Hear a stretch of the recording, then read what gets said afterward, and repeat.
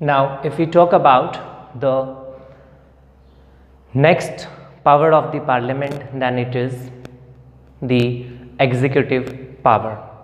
Guys, section 75th of the Indian Constitution, or we can say that article 75th of the Indian Constitution is related with the executive power of the parliament. Okay, यानी simple सा point ये है कि article 75 section 3 के according executive power parliament के हाथ में. What I mean to say that is the executive is responsible answerable towards the parliament. Okay, यानी एग्जीक्यूटिव कंप्लीटली आंसरेबल है पार्लियामेंट के लिए. Okay, in matter of executive power Lok Sabha is more powerful in comparison of Rajya Sabha. Okay, executive power के matter में लोकसभा राज्यसभा से ज़्यादा powerful है. How? Let us clear that. Okay, so powers of the parliament का next point है the executive power. Okay, the executive power of the parliament. Article 75th, section 3rd of the Indian Constitution. According to this section, the executive is answerable towards the parliament, especially towards Lok Sabha, to control the executive, to control the ministers of the Council of Ministers. The members of Lok Sabha can pass adjournment motion. Okay. Along with that, they can also pass non-confidence motion. They can ask them questions about their departments. Okay, they can ask them questions about their respective departments. यानी simple सा point ये है कि executive power के according जो Indian executive यानी council of minister और prime minister हैं वो कम्प्लीटली रिस्पॉन्सिबल है पार्लियामेंट के लिए, अपने जो भी वर्क्स हैं, जो डिपार्टमेंट्स हैं उनके लिए, जिसमें स्पेशली जो पावर है वो लोकसभा के हाथ में है. Lok Sabha adjournment motion, non confidence motion और क्वेश्चंस पूछ करके उनको कंट्रोल करते हैं उनके रेस्पेक्टिव डिपार्टमेंट्स के बारे में. Okay, if the Lok Sabha pass non-confidence motion, then the whole council of minister along with prime minister will have to resign from their post. यानी पार्लियामेंट के पास में पूरा कंट्रोल होता है एग्जीक्यूटिव का. ओके, यदि लोकसभा नॉन कॉन्फिडेंस मोशन या अविश्वास प्रस्ताव पास करती है against the executive, than the whole council of minister prime minister के साथ में अपनी पोस्ट से रिजाइन करेंगे. यानी पूरी सरकार जो है वो लोकसभा के विश्वास पर, उसके कॉन्फिडेंस पर डिपेंड करती है. Okay, in this matter Rajya Sabha is less powerful. How? Actually the Rajya Sabha is not allowed to pass the non confidence motion. यानी वो एडजर्नमेंट मोशन और क्वेश्चंस से रिलेटेड पावर को यूज़ कर सकते हैं, वो मिनिस्टर्स को उनके डिपार्टमेंट से रिलेटेड क्वेश्चन पूछ सकते हैं, but they are not allowed to pass the non confidence motion.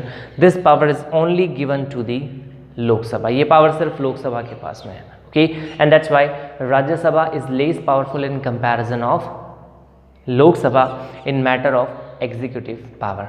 तो एग्जीक्यूटिव पावर इन सिंपल सा पॉइंट ये है कि सेक्शन 75 के अकॉर्डिंग या article 75 of the Indian constitution executive जो वो पार्लियामेंट के लिए आंसरेबल है, रिस्पॉन्सिबल है, स्पेशली लोकसभा के लिए. लोकसभा उनको adjournment motion, non confidence motion और क्वेश्चंस के जरिए कंट्रोल करता है. यदि Lok Sabha non confidence motion pass करता है against the executive, then the whole council of minister along with prime minister will have to resign. तो ये पार्लियामेंट की एग्जीक्यूटिव पावर है. Is that clear? Now after that the next power is related with the finance. Okay, the financial power of the parliament. So guys, section 266 of the Indian Constitution provide supreme control of Parliament over the consolidated fund of the country. यानी जो भी public money या जो भी पैसा government के पास में होता है, कलेक्ट होता है bye imposing different kind of taxes, by the recovery of different kind of loans, is known as the consolidated fund of the country. और इस पूरे consolidated fund के ऊपर supreme authority या supreme control होता है पार्लियामेंट का. Means without the consent of the parliament the government won't be able to use that money. Okay बिना पार्लियामेंट के कंसेंट के गवर्नमेंट उस मनी को यूज नहीं कर सकती. Okay and this power of the parliament is known as the financial power. Okay so this is what we call financial power of the parliament. Okay financial power which is mentioned in section article 266 of the Indian Constitution. Okay और इसके according public money को तब तक use नहीं किया जा सकता जब तक कि पार्लियामेंट उसके लिए लॉ नहीं बनाते. What I mean to say that is the parliament make laws and in this way authorize the government to use the public money. Okay, and that's why the government, or we can say that the executive, the ministers prepare a budget and put it in front of the parliament for the consent of both of the houses of parliament. In the matter of financial power, Lok Sabha is more powerful in comparison of Rajya Sabha. Okay, यानी financial power के matter में भी लोकसभा राज्यसभा से ज़्यादा powerful है. According to section 109 of the Indian Constitution, money bill can be only presented in Lok Sabha. Money bill सिर्फ लोकसभा में ही रखा जा सकता है. Okay and after the consent of Lok Sabha within 14 days Rajya Sabha have to pass this bill. Okay, after the consent of the Lok Sabha within 14 days Rajya Sabha have to pass this bill. और यदि राज्य सभा इस bill को पास नहीं करती है then this bill will be sent to the president or for the consent of the president after 14 days, and after the consent of the president, after signature of the president, it will be accepted to be passed by both the houses of parliament. यानी simple सा point ये है कि लोकसभा में ही money bill को present किया जा सकता है, ये राज्यसभा में प्रेजेंट नहीं किया जा सकता. जैसे कि बाकी बिल्स जो होते हैं वो किसी भी हाउस में प्रेजेंट किए जा सकते हैं, लेकिन मनी बिल सिर्फ लोकसभा में ही प्रेजेंट किया जा सकता है. और ये प्रोविज़न है इंडियन कॉन्स्टिट्यूशन के आर्टिकल 109 में. और इसके अकॉर्डिंग एक बार लोकसभा से बिल पास होने के बाद राज्यसभा के पास में भेजा जाता है और विदिन 14 डेज राज्यसभा को अपना कंसेंट देना होता है. यदि राज्यसभा उस बिल में कोई भी ऐसा चेंज करते हैं, means if Rajya Sabha suggest any kind of amendment in the money bill which is not acceptable by Rajya Sabha by Lok Sabha और Rajya Sabha, if Rajya Sabha does not pass this bill within 14 days, तो ये बिल सीधे आफ्टर 14 डेज प्रेसिडेंट के पास में भेज दिया जाता है और प्रेसिडेंट के सिग्नेचर होते ही ये बिल दोनों हाउसेस से पास माना जाता है. यानी राज्यसभा के पास में राइट है सिर्फ 14 डेज तक इस बिल को अपने पास रखने का, उसके बाद में ये बिल अपने आप दोनों हाउसेस से पास माना जाता है. तो इसी वे में राज्यसभा फाइनेंशियल मैटर में लोकसभा से लेस पावरफुल है. Is that clear? Now the next thing which is related with the power of election. Okay, or we can say that the special powers provided to the parliament, Lok Sabha and Rajya Sabha, okay, in which the first point is related with the election. Okay, we can say that power to serve as an electoral college or power of election, okay, or the election power.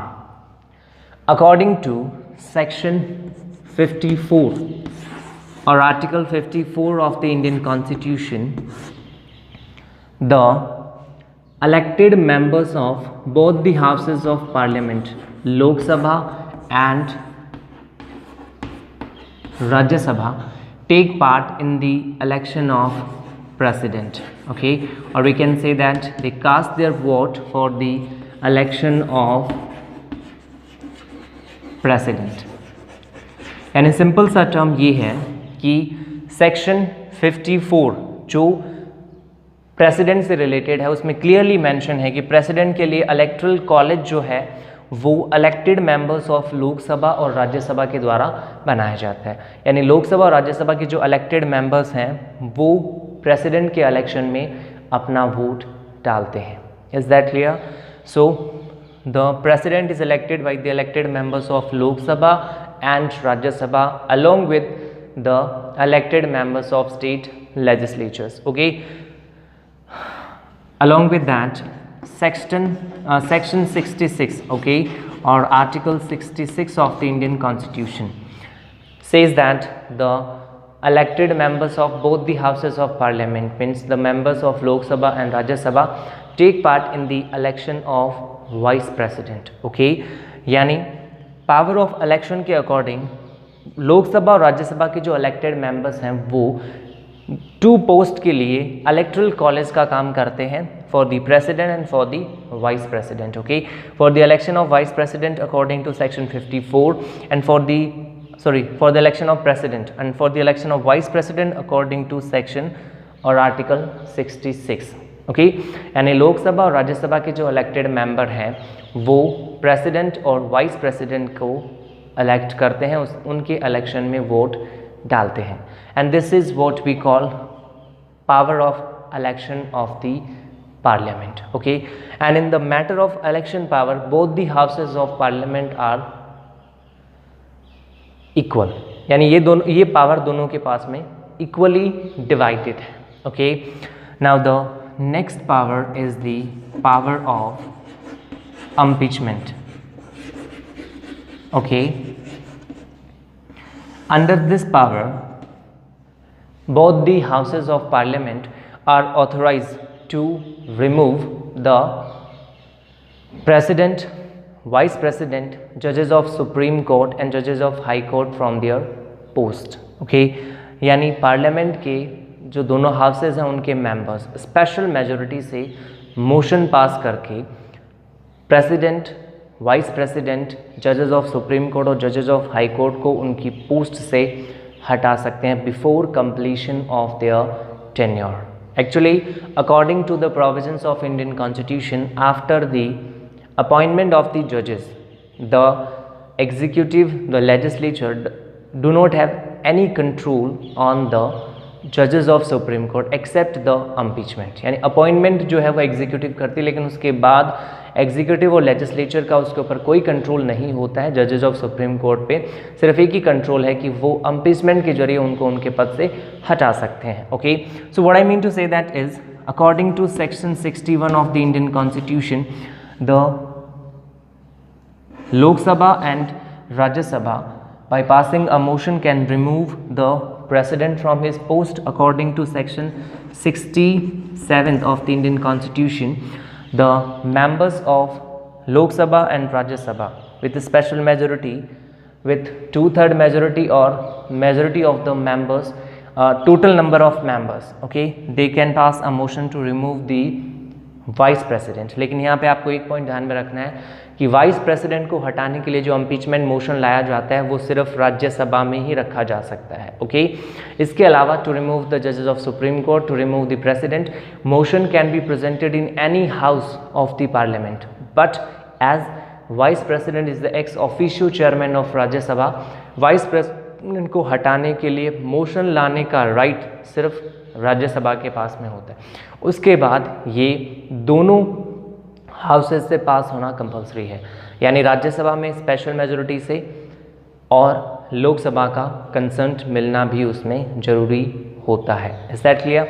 Along with that according to section article 124 section 4 of the Indian Constitution, the both the houses of parliament, Lok Sabha and Rajya Sabha, can pass a motion to remove the judges of Supreme Court from their post. Okay, तो judges of Supreme Court जो हैं वो हटाए जा सकते हैं by passing a motion by both the houses of parliament, Lok Sabha and Rajya Sabha, and this is what we call power of impeachment of the parliament. और इस matter में भी, इस पावर में भी लोकसभा और राज्यसभा इक्वली पावरफुल है। सिर्फ वाइस प्रेसिडेंट के मैटर में प्रिविलेज जो है वो राज्यसभा के लिए है कि वो मोशन सिर्फ राज्यसभा में ही प्रेजेंट किया जा सकता है। Is that clear guys?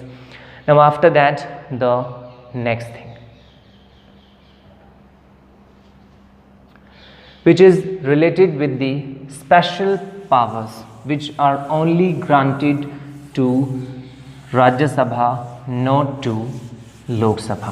Okay, so guys, in this way we discussed about the legislative power, the executive power, power of constitutional amendment, financial power, power related with election and power related with impeachment. ठीक है, इन सब के अलावा भी एक power है जो I think we should discuss first that power rather than to discuss the special powers provided to Rajya Sabha, and that is the power related with emergency. Okay, the power related with emergency. So guys, according to Article 352 of the Indian Constitution, President can impose emergency in the nation, in throughout the country or in a particular part of the country in the situation of external war, external invasion or armed revolt in the internal part of the country. यानी यदि situation create होती है external war की, external invasion की, या फिर country के एक बहुत बड़े पार्ट में आर्म्ड रिवोल्ट होता है, ओके, तो ऐसे सिचुएशन में प्रेसिडेंट नेशनल इमरजेंसी इम्प्लीमेंट कर सकता है पूरे कंट्री में या फिर एक पर्टिकुलर सेक्शन में। ऐसा ऑलरेडी हुआ है, जैसे in the situation of Indo China war, Indo पाक वॉर मीन्स ऐसे सिचुएशन जो है वो इंडिया में इंडो चाइना वॉर में, फिर इंडो पाक वॉर 1965 1972 में ऑलरेडी इम्प्लीमेंट हुई है। और the first president was related with the implementation of emergency in the country was Sarvepalli doctor Radhakrishnan. Okay, तो ऐसी इमरजेंसी ऑलरेडी इंडिया में इम्प्लीमेंट हो चुकी है, लेकिन इस इमरजेंसी का मिसयूज़ हुआ था, यानी पहले जो एक्चुअल प्रोविजन कॉन्स्टिट्यूशन में बनाए गए थे for the implementation of the emergency, उसका मिसयूज़ किया गया था 1975 में, when the national emergency was implemented in India by the Indira Gandhi government. तो यहाँ पे जो मिसयूज़ हुआ था उसको सुधारने के लिए 1978 में अमेंडमेंट किया गया था, 44th amendment of the Indian constitution. और इस अमेंडमेंट के अकॉर्डिंग उसमें 4 मेजर प्रोविजंस जोड़े गए थे, जिसमें सबसे फर्स्ट पॉइंट रखा गया था to implement the emergency it is compulsory for the president to get the written consent of the cabinet, यानी प्रेसिडेंट जो है वो बिना written consent from the cabinet लिए इमरजेंसी इम्प्लीमेंट नहीं कर सकते। Second point, this kind of emergency can be implemented by the president only for 1 month without the consent of the parliament। यानी उसमें सेकेंड पॉइंट ये रखा गया कि ऐसी इमरजेंसी जब इम्प्लीमेंट होती है तो उसमें पार्लियामेंट का कंसेंट लेना बहुत ज़रूरी है, और यही इस emergency power of the parliament का पार्ट है। इसके अकॉर्डिंग ये कहा गया है कि both the houses of parliament, Lok Sabha and Rajya Sabha will pass a motion with 2/3 majority in support of that emergency. Only then it can be implemented for more than 1 month। यानी president के द्वारा जो भी इमरजेंसी इम्प्लीमेंट की जाती है वो parliament के कंसेंट के साथ में, यानी यदि पार्लियामेंट के दोनों हाउसेज लोकसभा और राज्यसभा का कंसेंट मिलता है तो इसको एक साथ 6 मंथ के लिए बढ़ाया जा सकता है। और 6 मंथ के बाद यदि पार्लियामेंट उसको फिर से कंसेंट देता है, यानी दोनों हाउसेज मोशन पास करके फिर से इस बिल को सपोर्ट करते हैं, तो इसको अगले 6 मंथ के लिए इंक्रीज़ किया जा सकता है। लेकिन यदि लोकसभा और राज्यसभा इस इमरजेंसी को सपोर्ट नहीं करते हैं तो after 1 month it will be automatically meet to an end, यानी अपने आप ही हट जाएगी यदि पार्लियामेंट का कंसेंट, लोकसभा राज्यसभा का कंसेंट इसको नहीं मिलता है। दूसरा पॉइंट, यदि लोकसभा का डिसोल्यूशन हो चुका है और ऐसे कंडीशन में इमरजेंसी इंप्लीमेंट होती है, in such a situation Rajya Sabha is authorize to pass that bill, यानी यदि लोकसभा डिसॉल्व हो चुकी है तो ऐसी सिचुएशन में इमरजेंसी इम्प्लीमेंटेशन के बाद राज्यसभा का कंसेंट लेना जरूरी है to implement that for 6 months, okay. और इस इमरजेंसी में लोकसभा के टेन्योर को इंक्रीज भी किया जा सकता है। Is that clear guys? Now after that the next thing, to remove this emergency, or we can say that to end this emergency, if Lok Sabha will pass a motion with simple majority then it can be ended। यानी simple सा point ये है कि emergency को implement करने के लिए 2/3 majority की रिक्वायरमेंट होती है, लेकिन 6 मंथ से पहले भी यदि लोकसभा सिंपल मेजोरिटी से बिल पास करता है इस इमरजेंसी को हटाने के लिए, then it can be removed, इसको हटाया जा सकता है। Is that clear guys? So this is what we call the emergency power of the parliament, और इसमें लोकसभा और Rajya Sabha are equally powerful, okay. So this is the emergency power of parliament जो section 352 के अकॉर्डिंग पार्लियामेंट को दी गई है, और ये इम्प्लीमेंट होती है in the situation of external war, external invasion and armed revolt, ठीक है। Now the next point, the special powers of Rajya Sabha. Actually 2 special powers are provided to Rajya Sabha which are not provided to Lok Sabha. According to section 249, or we can say that according to article 249 of Indian Constitution, Rajya Sabha is authorized to declare any law passed by to declare any subject of state list of the national importance। यानी राज्यसभा के पास में ये right होता है कि राज्यसभा किसी भी सब्जेक्ट जो स्टेट लिस्ट से रिलेटेड है उसको नेशनल इंपॉर्टेंस का डिक्लेयर कर सकती है, and after that parliament will have a right to form law on that particular subject. यानी यदि Rajya Sabha 2/3 majority of the members present in the meeting के साथ में मोशन पास करके किसी भी स्टेट लिस्ट के सब्जेक्ट को नेशनल इंपॉर्टेंस का डिक्लेयर करती है तो पार्लियामेंट को उसके ऊपर कानून बनाने का राइट मिलता है। ऐसा राज्यसभा एक बार में 1 ईयर के लिए कर सकती है, and if Rajya Sabha want then it can increase the time limit. Is that clear? So this is the special power of Rajya Sabha, and ये पावर आर्टिकल 249 के अकॉर्डिंग राज्यसभा के पास में है, ऐसा लोकसभा नहीं कर सकती। Now the next thing, according to section 312, to start any new all India service, it is compulsory for the executive, for the Prime Minister and his Council of Minister to get the consent of the Rajya Sabha। यानी राज्यसभा जो है वो 2/3 majority के साथ में, special majority के साथ में बिल पास करके प्राइम मिनिस्टर और उसकी काउंसिल ऑफ मिनिस्टर को कंसेंट देता है किसी भी नई all India service like IAS, IPS, IFS को शुरू करने का।